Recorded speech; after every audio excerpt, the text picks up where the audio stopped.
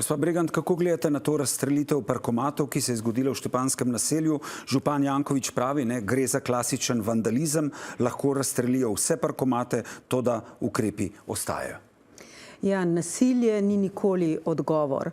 In tudi takšno nasilno dejanje, kot je razstrelitev teh parkomatov, je gotovo potrebno obsoditi. Tega ne more nihče podpreti. Lahko pa seveda razumemo gnev ljudi, ki so jim odvažali njihove avtomobile.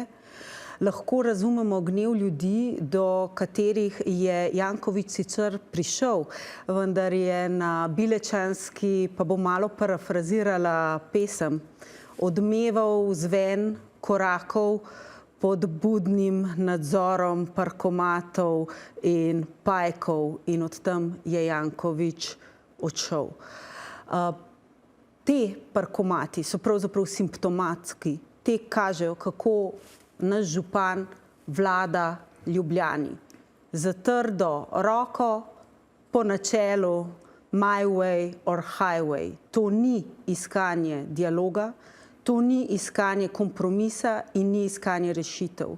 In prebivalci so želeli dobiti rešitve, so mu jih tudi ponudili pravzaprav, kar nekaj so jih našteli in odgovor je bil nerazumevanje do njih, nerazumevanje prebivalcev, Ljubljančank in Ljubljančanov, ampak je bil odgovor zaostrovanje ukrepov, večja represija in seveda ljudje, jaz verjamem, da so jezni, razočarani. Kaj pravite na ta očitek, da so ti parkomati, da ne bo pomote, ne razstrelitev, ampak ti, ki so postavljeni, da kažejo na to, da gre, oziroma tudi obnašanje župana Jankovića, ko je obiskal prebivalce Štepanjskega naselja, kot pravi gospa Bregant, da je to rezultat tega, če ne bo po moje, ne bo nič drugače. Naredil bom tako, kot jaz rečem. Bi rad pomenil, da verjetno to rezultat nečesa drugega. Namreč tudi moja verjetno kolegica ne ve, da smo mi z tem projektom začeli že v tednu mobilnosti v letu 2024, kjer smo na pobudo krajanov in četrtne skupnosti Golovec pričeli z aktivnostmi, kako v naselju Štepanjski, ki je bil zgrajen urbanistično zelo prijazen do prebivalcev, urejati promet oziroma parkiranje. V aprilu 2025 je četrtna skupnost, svet četrtne skupnosti sprejel sklep, da se gre predvsem v zaščito zelenih površin, zaščito pešcevih površin in pa zaščito površin, ki so namenjeni službam, ki so za to potrebne.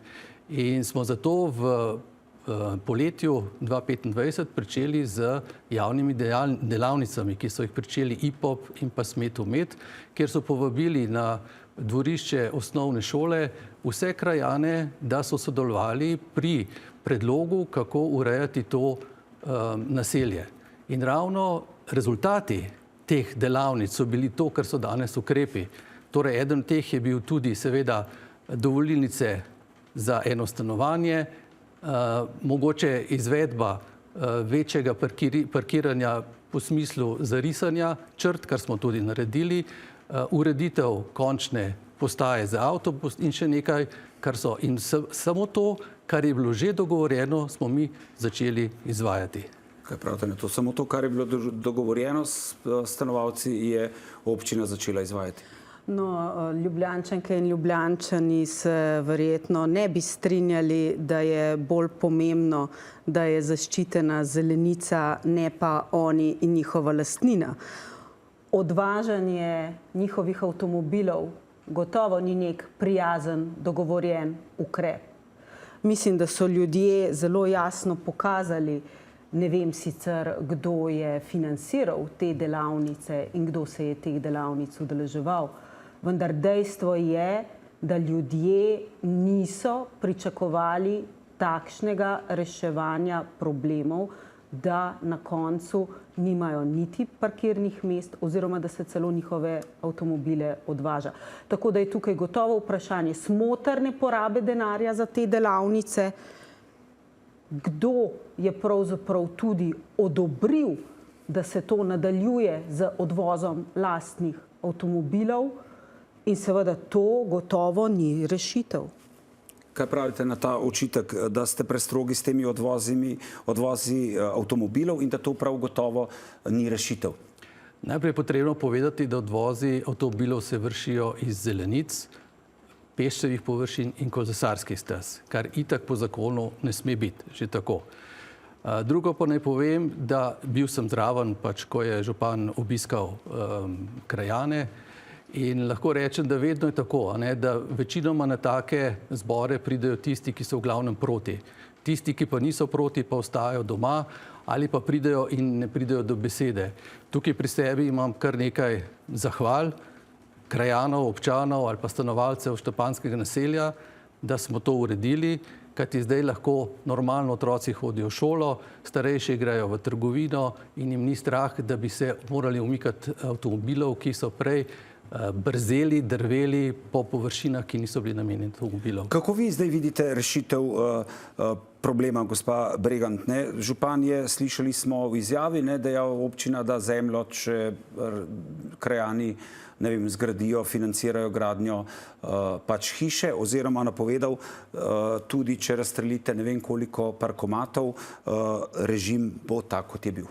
Ja, Ljubljančanke in Ljubljančani financiramo marsikaj v Ljubljani in tudi smo ena najbolj zadolženih občin. Tako da glede na to, kakšni so prihodki od parkiranja v Ljubljani, nekaj milijonski vsako leto in vsako leto višji, mislim, da bi Ljubljana lahko z lahkoto namenila nekaj teh sredstev za gradnjo parkirnih hiš, ne pod ljubljansko tržnico, ki je pod UNESCO-vo zaščito, pač pa tam, kjer to potrebujemo Ljubljančanke in Ljubljančani. Siliti, da pa dodatno financiramo neko gradnjo oziroma celo, da se jih sili v neke podzemne garaže, pri čemer nek prostor je in bi se to dalo drugače urbanistično urediti, se mi zdi pa, da je bolj licemersko, je pa že težko.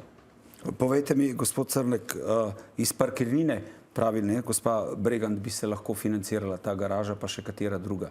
Ste odprti za te predloge?